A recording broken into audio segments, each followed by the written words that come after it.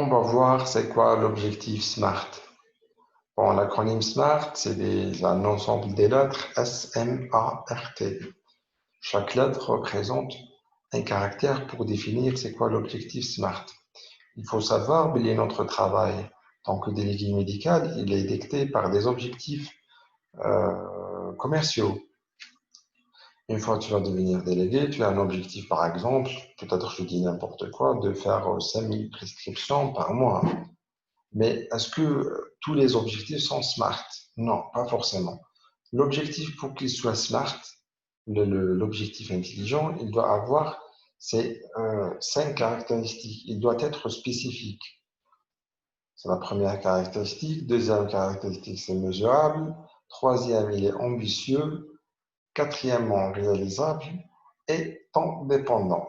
Pour définir un objectif, premièrement, il faut avoir un objectif spécifique. C'est-à-dire, par exemple, je dois faire marcher le produit X. Par exemple, on va lancer un antidiabétique oral. C'est ça l'objectif spécifique. C'est-à-dire, on doit identifier c'est quoi l'objectif de notre travail. C'est faire un très bon lancement d'un nouveau produit. C'est un exemple. Bon. Deuxièmement, mesurable. Par exemple, je fais un chiffre euh, pour mesurer mon travail dans le premier mois. Par exemple, pour le premier mois, j'aimerais bien atteindre 200 à 300 prescriptions. Voilà. Troisièmement, il faut être ambitieux. Il ne faut pas donner un objectif très bas. Parce que c'est son effort, ça va être réalisable. Il faut le même monter un petit peu l'objectif pour qu'il soit ambitieux. Mais, mais en même temps, il faut qu'il reste réalisable. C'est pas, par exemple, il y a un produit de lancement, je dis, je dois atteindre 7000 boîtes.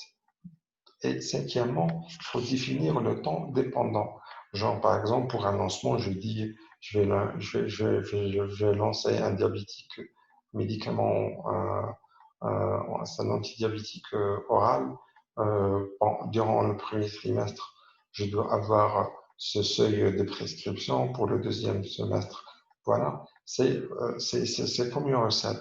Pour définir un objectif SMART, il faut être spécifique, mesurable, ambitieux, réalisable et temps dépendant. C'est ça pour l'objectif SMART.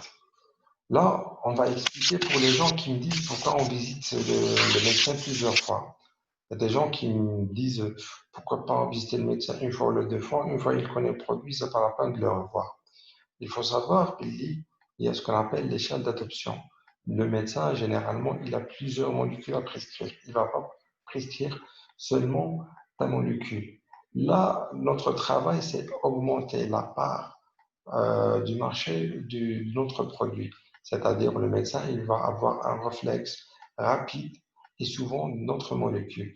Et pour ça, le médecin va traverser plusieurs étapes pour être un défenseur ou un prescripteur fidèle à votre produit. Bon, la première étape, soi-disant, le médecin ne connaît pas notre produit. C'est la première étape, c'est la sensibilisation. C'est-à-dire, la première fois, il va découvrir notre produit, il va être sensibilisé. Après la sensibilisation, on doit susciter son intérêt. Il est dans la phase de l'intérêt pour la deuxième visite. Après, soi-disant, il est intéressé à notre produit. Une fois il est intéressé, il va commencer de prescrire.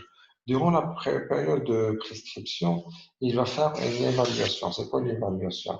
Il va prescrire de façon timide ou le plus ou moins majorer notre produit.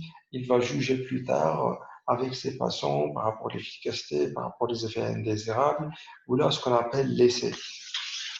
Une fois il est satisfait plus ou moins avec un petit groupe de patients, il va élargir la prescription, ce qu'on appelle l'utilisation. Et une fois on a fini avec l'utilisation, il va être défenseur, ou là c'est un médecin qui est fidèle à notre molécule, et ce qu'on appelle c'est la phase finale. Et ce travail, ça va finir après plusieurs visites, après avoir traité plusieurs objections, pour mieux positionner notre produit. J'espère que c'est clair, et ce qu'on appelle l'échelle d'adoption.